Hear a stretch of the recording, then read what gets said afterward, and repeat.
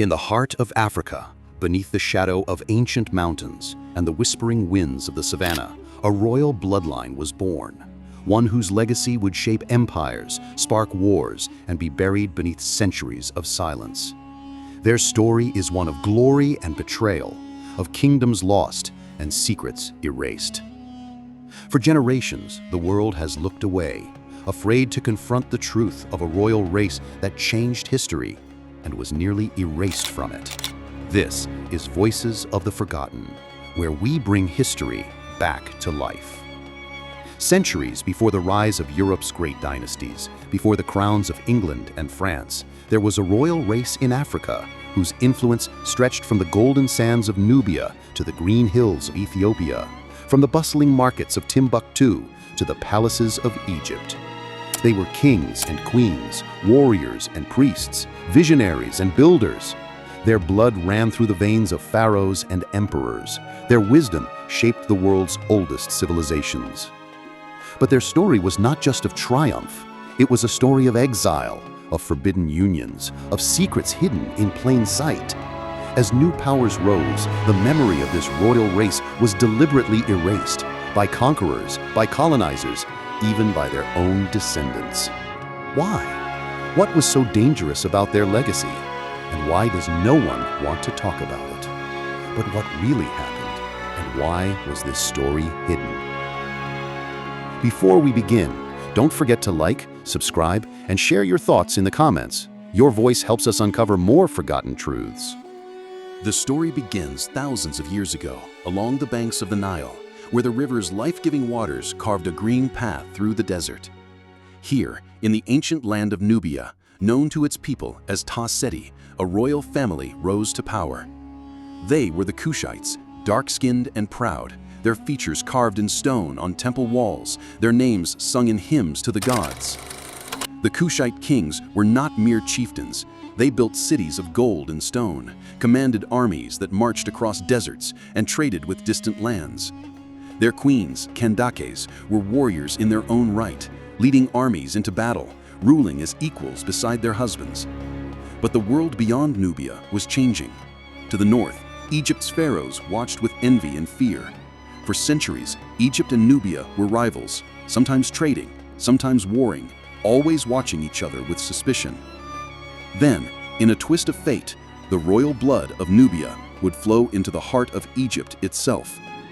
In the 8th century BCE, Egypt was weak, torn by civil war, its rulers divided. Into this chaos marched the armies of Kush, led by a king named Pie. With wisdom and mercy, Pie conquered Egypt not as a destroyer, but as a restorer. He prayed at Egypt's temples, honored its gods, and declared himself pharaoh. For nearly a century, the Kushite dynasty, known as the 25th dynasty, ruled Egypt. These Black Pharaohs revived ancient traditions, built great monuments, and defended the land against foreign invaders. Their images, carved in granite, show proud faces with Nubian features, broad noses, full lips, regal bearing. But their reign was not to last. Enemies from the north, Assyrians, Persians, sought to erase their legacy. The Kushite pharaohs were driven back to Nubia, their monuments defaced, their names struck from the records.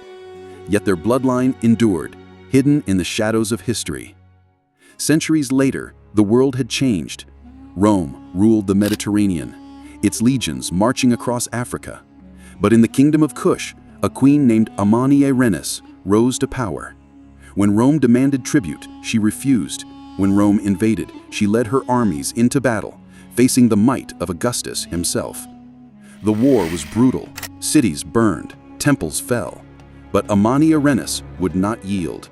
In a final act of defiance, she captured a bronze head of Augustus and buried it beneath the steps of a temple, so that every worshiper would trample the Roman emperor underfoot.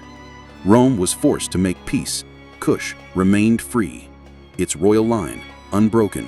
But the world was changing again. New religions, new empires, new conquerors swept across Africa. The memory of the royal race faded, their story buried beneath layers of myth and silence. But the bloodline did not die. It flowed south, into the highlands of Ethiopia, where legends spoke of a queen named Makeda, the Queen of Sheba, who journeyed to Jerusalem and bore a son by King Solomon. This son, Menelik, became the first emperor of Ethiopia's Solomonic Dynasty, a line that claimed descent from both Africa and Israel, from Sheba and Solomon. For centuries, Ethiopia's emperors ruled as lions of Judah, their crowns heavy with the weight of two worlds. They built churches carved from living rock, defended their land against invaders, and kept alive the memory of their royal ancestors. But even here, the truth was not safe. Foreign powers sought to control Ethiopia, to rewrite its history, to deny the African roots of its royal line. The story of the Kushites, the Black Pharaohs, the queens of Nubia, was dismissed as legend, erased from textbooks, ignored by the world. In the 19th and 20th centuries, as Europe carved up Africa, the story of the royal race became dangerous. Colonial powers feared the idea of a proud, ancient African dynasty. They destroyed monuments, stole artifacts, and spread lies about Africa's past.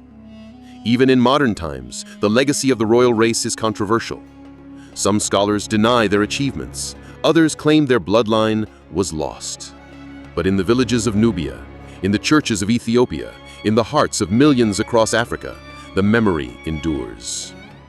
Here is the truth no one wants to talk about. The royal race born in Africa was not just a footnote in history. They were the architects of civilization, the builders of empires, the defenders of freedom. Their bloodline shaped the world in ways we are only beginning to understand. The Black Pharaohs of Egypt, the warrior queens of Kush, the emperors of Ethiopia, they were all part of a single unbroken chain. Their story was hidden not because it was unimportant, but because it was too powerful. It challenged the myths of white supremacy, of colonial domination, of African inferiority. For centuries, the world tried to erase their memory, but the truth cannot be buried forever. The royal race lives on. In the faces of their descendants, in the ruins of their cities, in the stories we tell today. What must we learn from this forbidden history? That Africa was not a land of darkness, but a cradle of kings and queens. That the royal race born here shaped the destiny of nations. That their story is our story, of resilience, pride, and hope. We must remember their names, honor their achievements, and reclaim the history that was stolen. Only then can we truly understand who we are and who we might become. This is Voices of the Forgotten. If this story moved you, drop a comment. Let others hear it. Subscribe for more forgotten truths from African history. Share this with someone who loves real stories. See you in my next video. This is Voices of the Forgotten.